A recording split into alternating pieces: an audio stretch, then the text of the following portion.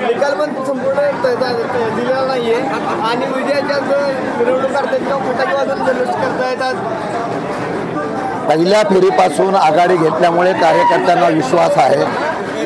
81,000चं lead भेटलं आहे अशी माहिती मिळते। आणि कार्यकर्त्यांना जल्लोष आहे, विश्वास आहे। निवडणुकीच्या पहिल्या दिवसापासून ही निवडणूक महाविकास आघाडीच्या माध्यमातून जिंकेल असा विश्वास असल्यामुळे हा विजयोत्सव साजरा होतो।